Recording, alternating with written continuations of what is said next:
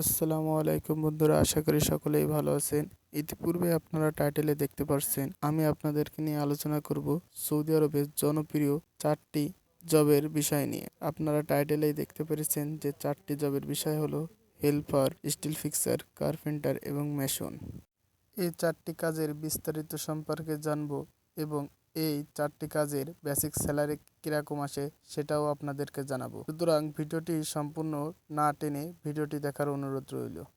সর্বপ্রথম আমরা জানব হেল্পার। হেল্পার শব্দের অর্থ হচ্ছে হেল্পিং হ্যান্ড এবং হাউসকিপিং করা। এই ট্রেডে আপনারা যারা সৌদি আরবে নতুন আসবেন, যাদের কাজের কোনো অভিজ্ঞতা নেই, তারা হেল্পার ট্রেডে ঢুকতে পারে। কারণ হেল্পারে আপনি বেসিক স্যালারি পাবেন, ঘন্টায় 10 থেকে 12 রিয়াল পাবেন।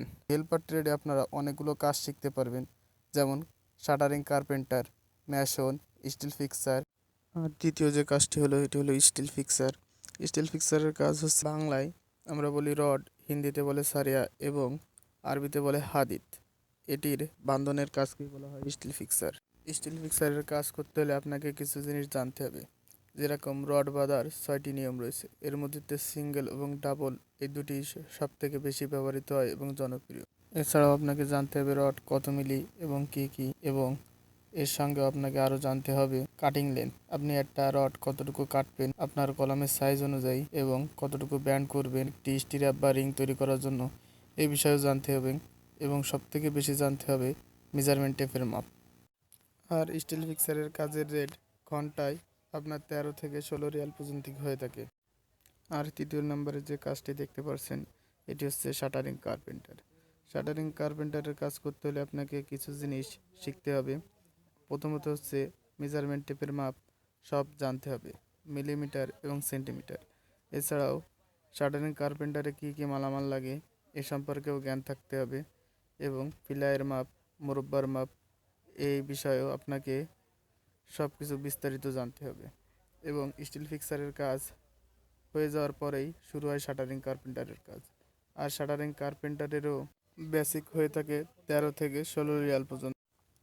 আর 4 নম্বরে যে কাজটি দেখতে পাচ্ছেন এটি হচ্ছে মেশনের কাজ। আমরা মেশন বলতে বাংলায় বুঝি রাজমিস্ত্রি।